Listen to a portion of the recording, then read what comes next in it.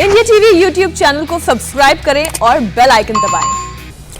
आज से लेकर 20 तारीख तक प्रधानमंत्री नरेंद्र मोदी हर किसी से बात करेंगे। मोदी गांव के किसानों से भी बात करेंगे, शहर के लोगों से भी संवाद करेंगे, जिले के डीएम और राज्य के सीएम सबसे कांटेक्ट करेंगे। प्रधानमंत्री का अगले 7 दिन का कार्यक्रम पूरा फिक्स हो चुका है।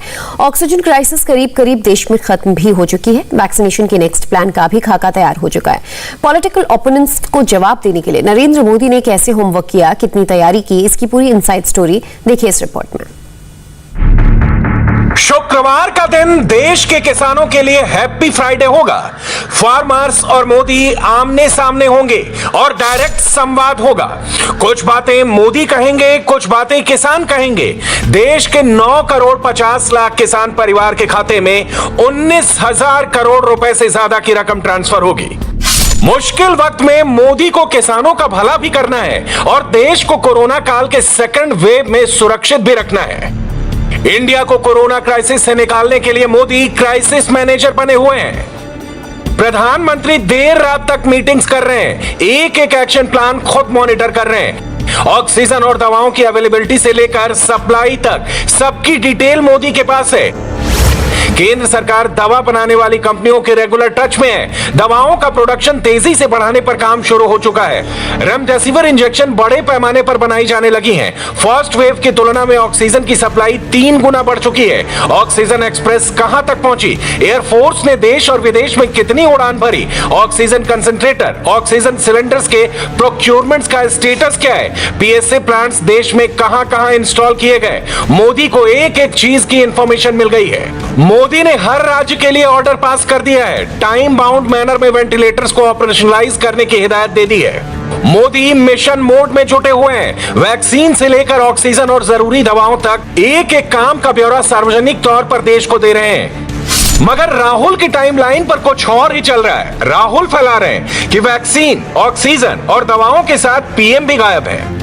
अब कांग्रेस के आधिकारिक ट्विटर हैंडल से किया गया ये ट्वीट देखिए। सब कुछ जानते हुए भी कांग्रेस पार्टी अपनी टाइमलाइन पर मानो अनजान बनी हुई है। मोदी सरकार गायब हो गई है, ये नैरेटिव सेट करने की कोशिशें हो रही हैं। और जब इतने से भी मन नहीं भरता तो कांग्रेस पार्टी के नेता भारत सरकार लापता हो गई है वाली हेडलाइन फैला रहे हैं। वो बात दूसरी है कि इस हेडलाइन के पीछे जो स्क्रिप्ट लिखी गई है उसके स्क्रिप्ट राइटर्स में खुद कांग्रेस और टीएमसी के नेताओं के नाम है। सोशल मीडिया की दुनिया में मोदी को बदनाम करने के लिए जो कुछ भी फैलाया जा रहा है उसे आप हिट एंड रन वाली पॉलिटिक्स कह सकते हैं। क्योंकि जो लोग मोदी से ये सवाल पूछ रहे हैं कि कहां है प्रधानमंत्री, उन्हीं लोगों ने एक साथ मिलकर कुछ घंटों पहले प्रधानमंत्री को एक सियासी चिट्ठी लिखी थी।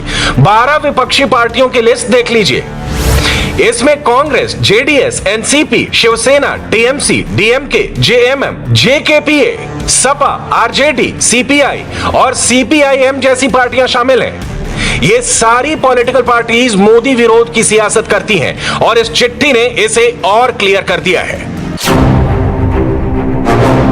मोदी के खिलाफ हिट एंड रन वाली पॉलिटिक्स के तहत 9 पॉइंट्स वाला एजेंडा सेट करने की कोशिश की गई है, मगर इनमें से ज्यादातर पॉइंट्स काफी कंफ्यूजिंग हैं। पहले एक एक करके ये कंफ्यूजन दूर करते हैं।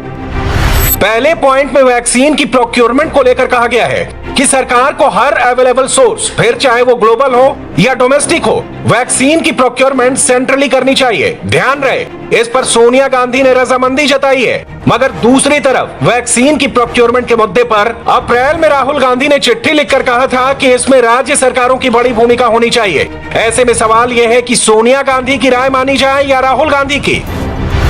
चिट्ठी के पॉइंट नंबर 2 में फ्री और यूनिवर्सल मास वैक्सीनेशन की बात कही गई है, मगर कांग्रेस के ही अभिषेक मनु सिंघवी और शशि थरूर जैसे नेता कई महीने से यही आर्गुमेंट दे रहे हैं कि प्राइवेट प्लेयर्स को भी वैक्सीनेशन की छूट मिलनी चाहिए। यहाँ फिर वही सवाल, सोनिया गांधी की राय मानी जाए या कांग्रेस के नेताओं की। तीसरे पॉइंट में वैक्सीन के डोमेस्टिक प्रोडक्शन को बढ़ाने की बात कही गई है। इस पर भी सोनिया गांधी और अखिलेश यादव रजामंद हैं, मगर मनीष तिवारी जैसे कांग्रेस के कई नेताओं ने पहले दिन से ही मेड इन इंडिया को वैक्सीन को लेकर भ्रम की स्थिति पैदा की। अखिलेश यादव ने तो डोमेस्टिक वैक्सीन को बीजेपी वैक्सीन का सर्टिफिकेट भी दे दिया था। यहाँ किसकी राय मानी जाए? मोदी विरोध का नैरेटिव सेट करने के लिए वैक्सीन पर हो रही पॉलिटिक्स अभी रुकी नहीं है, ये नॉन स्टॉप जारी है।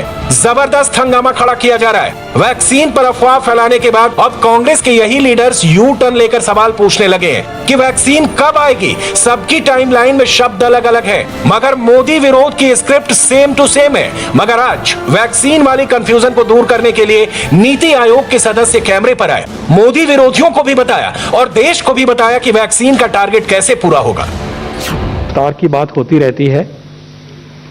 इतने बड़े देश ने करके दिखाया कि 17 करोड़ का मार्क हमने सबसे कम टाइम में करके दिखाया, सब मुश्किलों के बावजूद भी, दूसरी वेव के आने के बावजूद भी। और ये रफ्तार किसी भी देश से तेज रही है। एक डोज किसको मिल गई, कितनों को मिल गई? 45 और उसके ऊपर की जो नंबर है हमारे देश में वो 34 करोड़ है लगभग। मुझे महसूस करते हुए गर्व भी हो रहा है, खुशी भी हो रही है कि one third of the population 45 and above in this vast country has received at least one dose. अगस्त और दिसंबर के बीच में 216 करोड़, अगर हम इस सीन को लेकर चले, डोजेस भारत में निर्मित होंगी। अब इसमें रिस्क उतना माइनस कर दीजिए, but to be proud to say that 2 billion doses in a matter of 7-6 months or 5 months actually will be made in India for India, for people of India. तो इसमें कोई दो राय नहीं होनी चाहिए कि vaccine will be available for all as we move forward. अभी तक 2 वैक्सीन के ऊपर हम चले हैं, स्पुतनिक वैक्सीन भी आ गया है। कोविशील्ड 75 करोड़ डोज पैदा करेंगे अगस्त और दिसंबर के बीच में, 75 करोड़ टोटल। कोवैक्सीन 55 करोड़ बनेगा, भारत बायोटेक बनाएंगे और 3 और कंपनीज पीएसयूज के साथ काम करके बनाएंगे। हमें उम्मीद है कि बायोलॉजिकल ई का एक सब यूनिट वैक्सीन जो कि अब फेज 3 की स्टेज पे है, वो उसकी प्रोडक्शन जल्दी शुरू होगी। बहुत प्रॉमिसिंग है और इसी उम्मीद के साथ हम दर्शा रहे हैं कि 30 करोड़ डोज हमें वहां से मिलने की उम्मीद है। जाइडस कैडिला का डीएनए वैक्सीन है, फेज 3 की लास्ट स्टेज पे पहुंचा हुआ है, जल्दी ही वो लाइसेंशियर के लिए अप्लाई करने वाले। कम से कम 5 करोड़ डोज हमें उम्मीद है वहां से आएंगी। सीरम का नोवावैक्स वैक्सीन जो बाहर उपलब्ध हुआ बना है, उसको देश में बनाएंगे कोवावैक्स के नाम पे। 20 करोड़ डोज अवेलेबल होंगी, हमें बताया गया उन्होंने। बहरहाल अब वापस चिट्ठी पर लौटते हैं और बाकी पॉइंट्स की बात करते हैं। चिट्ठी के चौथे पॉइंट में वैक्सीन के लिए बजट में दिए गए 35,000 करोड़ रुपए की रकम खर्च करने की बात कही गई है, मगर सच्चाई यह है कि अब तक 17 करोड़ 72 लाख लोगों को वैक्सीनेट किया जा चुका है। करीब 16 करोड़ लोग तो ऐसे हैं जिन्हें केंद्र सरकार ने मुफ्त में कोरोना का टीका लगवाया है। जाहिर सी बात है, ये सारी वैक्सीन बजट में तय की गई रकम से ही सरकार ने खरीदी होंगी।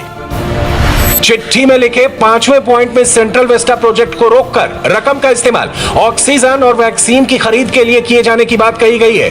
इसे सोनिया गांधी के साथ साथ शरद पवार और ठाकरे सरकार का समर्थन है, मगर फैक्ट यह है कि सेंट्रल वेस्टा महामारी से पहले सैंक्शन किया गया ऑन गोइंग प्रोजेक्ट है। इसी पैमाने पर महामारी के दौरान छत्तीसगढ़ की नई असेंबली बिल्डिंग और महाराष्ट्र के एमएलए हॉस्टल पर मोदी विरोधियों ने चुप्पी साध रखी है। छठे पॉइंट में पीएम केयर्स को अनअकाउंटेंट बताते हुए मोदी पर अटैक किया गया। सच्चाई यह है कि यूपीए के दौरान prime minister national relief fund पर अनअकाउंटेड होने का आरोप लगा। रिलीफ फंड की रकम राजीव गांधी फाउंडेशन को डोनेट करने की खबरें आई, जबकि मौजूदा वक्त में पीएम केयर्स की मदद से ऑक्सीजन प्लांट्स बनाए जा रहे हैं, ऑक्सीजन सिस्टम्स खरीदे जा रहे हैं। 7वें पॉइंट में हर बेरोजगार को प्रति महीने 6,000 रुपए देने की बात कही गई है। इसे शरद पवार और ममता बनर्जी का समर्थन हासिल है, मगर सच्चाई यह है कि महाराष्ट्र सरकार पर वसूली कल्चर को बढ़ावा देने का आरोप लगा। ममता बनर्जी ने बंगाल में पीएम किसान योजना लागू ही नहीं होने दी, जबकि मोदी अब से कुछ घंटों बाद देश के 9 करोड़ 50 लाख किसान परिवारों के खाते में 19,000 करोड़ रुपए से ज्यादा की रकम ट्रांसफर करेंगे।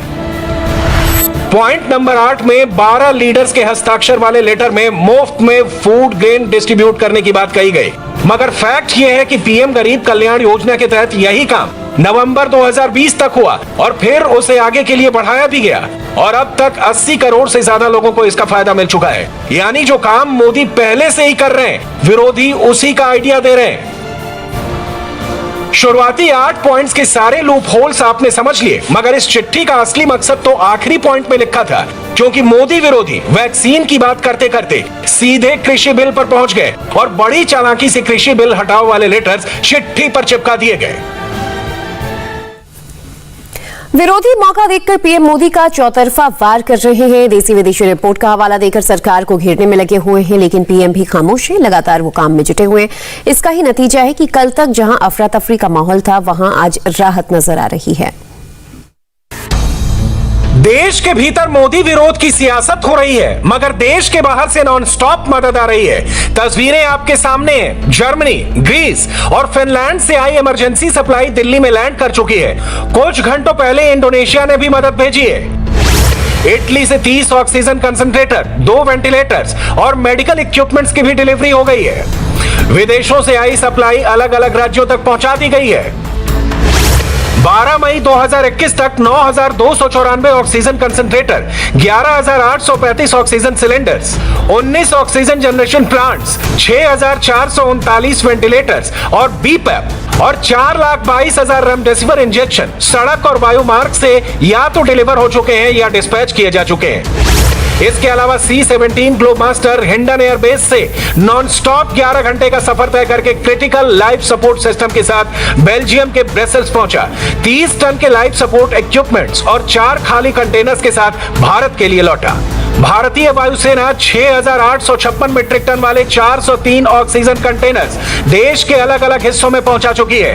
भारतीय नौसेना के 7 जहाज मिशन समुद्र सेतु 2 से 260 metric ton liquid medical oxygen के साथ भारत पहुंच चुके हैं। ये एक ज्वाइंट एफर्ट है जिसे मोदी लीड कर रहे हैं और बाकियों की अहम भूमिका है। नौसेना प्रमुख की बातें सुन लीजिए, सब क्लियर हो जाएगा। इस समय नौसेना के लिए मुझे 2 प्राथमिकताएं दिखती हैं। 2 एम्स। फर्स्ट, पहला, नेशनल एफर्ट में पूरी तरह योगदान देना, और दूसरा, हमारी जो कम्युनिटीज हैं, हमारे डिफेंस सिविलियंस, हमारे एक्स सर्विसमैन और उनके सभी परिवारजनों को हर तरह से सुरक्षित रखना। As far as helping the nation is concern, हमने कई कदम उठाए नेशनल एफर्ट में हाथ बटाने के लिए। नमस्ते, मैं हूं मीनाक्षी जोशी। वीडियो और खबरों से अपडेट रहने के लिए India TV YouTube channel subscribe करें, बेल आइकन दबाना ना भूलें। जुड़े रहें इंडिया टीवी के साथ।